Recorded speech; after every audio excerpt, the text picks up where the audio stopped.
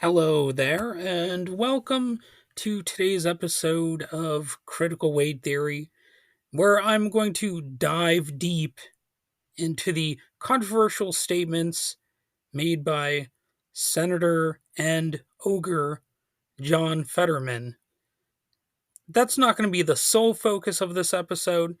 He's inspired sort of tangential content, you might say.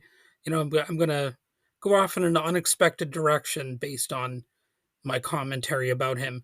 But we're also going to just talk a little bit about the shifting political landscape and a personal reflection on emotional well-being. And it's going to be a bit like a self-help episode with a sort of political twist. So, what about Fetterman's stance on Trump's conviction? What what are your thoughts on that? I don't know if you've heard that. I'm going to get into that, the broader implications of political betrayals, and the importance of choosing the right people to confide in during personal struggles. Because there's some significant overlap between being betrayed, in one aspect of life and being betrayed in another. You can borrow some lessons. There's some cross pollination of emotional strategizing to cope with life's BS, and there's definitely plenty of that. So let's get into it a little bit more.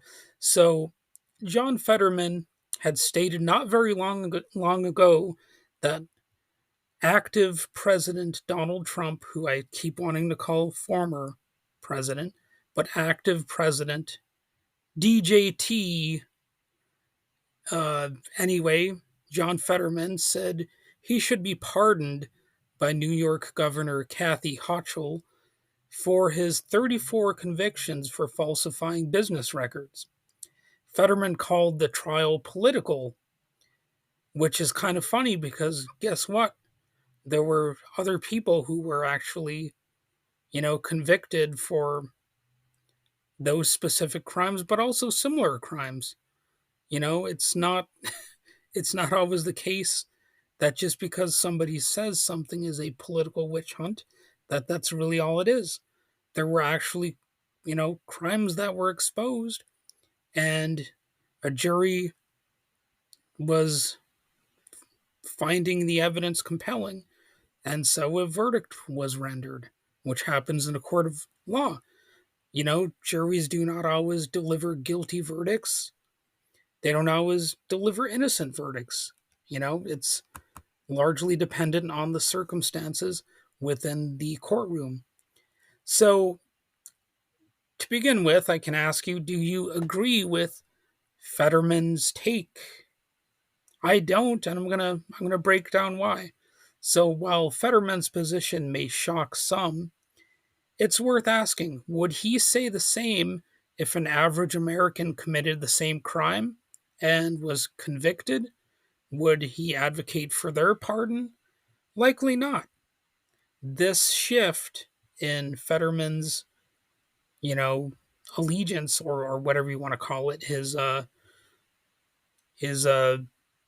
silly billy take signals a growing trend of Democrats whom some believed would remain steadfast against Trump, now showing signs of compromise in the wake of his political resurgence, and it is likely out of fear of, the orange one having some payback. So the cowards are trying to get into his good graces. They're afraid of what might happen, especially after the fascistic U.S. Supreme Court was saying that he has absolute, immunity or near absolute immunity. All he has to do is say, hey, this was an official function of my job. And what do you know? It's like a get out of jail free card. Now, don't get me wrong here. Presidents have always enjoyed a sort of de facto immunity, but there was at least theoretically ways that they could be held accountable legally. I mean, it's never really happened in any significant way, but there was theoretically at some point a way to do so. And really, it all depends on, who is in that Supreme Court. They could actually reverse the decision if they get people in there who are not authoritarian. But Fetterman, once hailed as a progressive champion, appears to have drifted from nearly all of his original platform, even aside from this thing that he said. And it makes him look like nothing more than a deeply pathetic Trojan horse candidate. Well, that's my opinion anyway, and I'm certainly not alone. He campaigned with a strong progressive populist image, but many feel he has since abandoned those principles in favor of aligning with corporate interests and controversial foreign policy stances. His unwavering support for Netanyahu and Israel's atrocities in Gaza raises further deep ethical concerns.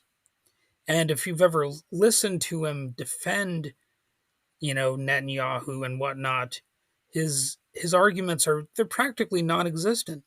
He doesn't even really have an argument. It's just it's just like he puts up a sort of brick wall, a figurative brick wall, and he acts like there's no need to question any of the stuff that Netanyahu did or any of that. The high death count, the intentional starvation policies, the you know destruction of all of the hospitals and schools, and the blocking of humanitarian aid, and so on and so on. The fact that most of the people who have died are actually civilians, and a lot of them are children. Like a high percentage are children, but you can just shrug that off, I guess.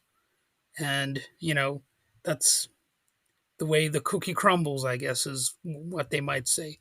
So, with political figures like Fetterman softening their stances, like their brains are growing soft, where are the checks and balances against war crimes?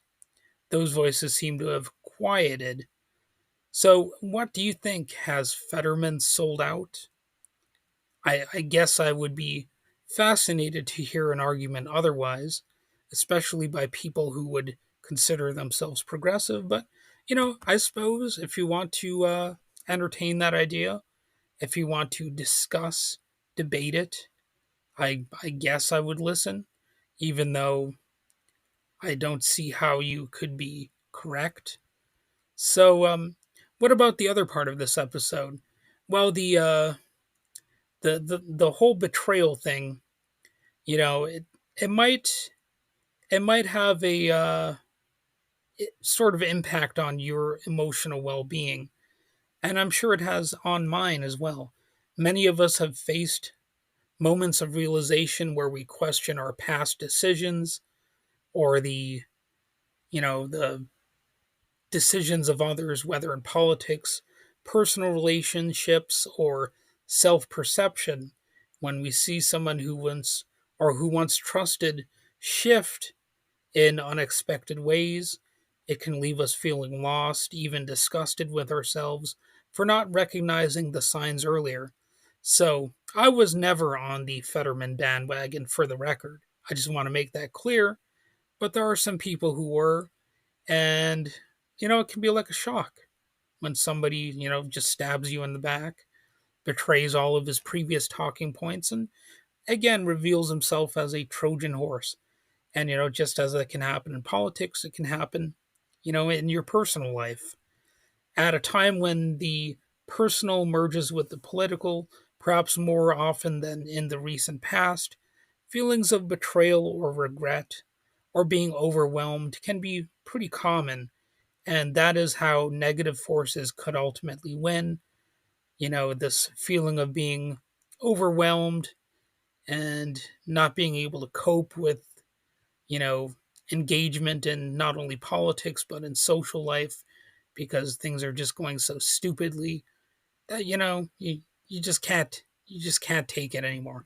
So if you've ever felt this way, know that you're not alone. Feelings of self doubt, regret, depression, and anger in times like these are normal, but they don't have to define you and they don't have to defeat you. A key way to navigate those emotions is by talking about them with the right people. But who should you open up to and who should you avoid?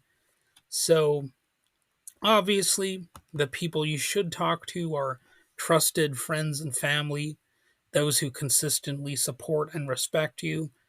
And, you know, it can be, I suppose, a challenge to find people like that sometimes, but they're out there if you look for them. If you got the money or the whatever, you can turn to a therapist or a counselor, professionals trained to help you process difficult emotions because in times like these, again, you might have some of those. There are support groups or like minded communities. People who share your experiences can provide valuable insight and validation. Whether we're talking about a political group or something else, some other support group. So, of course, there are also people you should avoid opening up to, and obviously that would include people like John Fetterman. But, people who are dismissive or judgmental, the way I've seen John Fetterman be to, the critics who confronted him about his positions, they might downplay your feelings or make you feel worse. They might they might gaslight you and pretend like you're not seeing what you're seeing, that sort of thing. Manipulative individuals, basically. They use your vulnerabilities against you and they lie their heads off sometimes, and consistently negative people. Not like I'm never negative, but I'm talking about people who just drain energy from you rather than uplift you, and people who are just, kind of dragging you down, bringing out the worst in you rather than the best in you. And that can be contagious. I mean, you might end up being a little bit like that yourself if you're around such people. So, you know, avoid them to the extent that it's possible. So, how do you identify whether someone is truly supportive or toxic? Even though I hate the word toxic, let's face it, that's a word we can use here. So, you pay attention to their actions. Are they consistent? Do they respect your boundaries? Do they show genuine care for your well being? Etc. Most people, by a certain point, they've got a track record. So, if there's a history there, you should have a rough idea of whether or not you can trust them. Of course, there's a tendency of a lot of people to try to be trusting and to not only give people a second chance, but a third, fourth, fifth, millionth chance. But at a certain point, you gotta know when to just call it a day. You gotta know where to draw the line and say nope, done with this. And it might lead to fewer relationships with people, but that's life. I mean, that's more incentive for you to learn how to you know be happy with yourself. Maybe get a new hobby. Yeah, something like that. Just go out on a walk maybe, or something. If you have legs, I suppose. If you're not able to walk, then that's a problem. But that's just an example. I'm just saying, there's stuff you can do. Maybe go to a trivia night or something, which I do sometimes. So if you're struggling right now with things like this, remember there's almost always a way forward. I don't want to say that there always is because I mean there's some pretty dark stuff that can happen in life, and you know I can't say that there's always going to be a way out of it. But in most circumstances, if you just stick with it, you'll be okay. you'll eventually emerge. Remember, people have survived a lot of stuff down the ages. So unless you've got like, I don't know, a huge sort of natural disaster approaching you that you can't escape, you can probably, you know, survive unscathed through most situations, or relatively unscathed. And no matter how heavy things feel, again, you're not alone. I know some people say, "Oh, saying that doesn't help," but it's the most normal thing in the world to say that to somebody who's going through a rough time. And there are people who either care about you now or who could care about you. You just have to find them and try to hang on to them. So if you're feeling overwhelmed, please reach out to somebody you trust and find some support, because there there there are going to be some dark times ahead. That's just inevitable, and it's not specific to any situation. You're probably going to have some rotten stuff happen. So that's it for today's episode. I've covered political stuff, personal betrayals, and emotional well being. So, what are your thoughts on Fetterman's nonsense stance?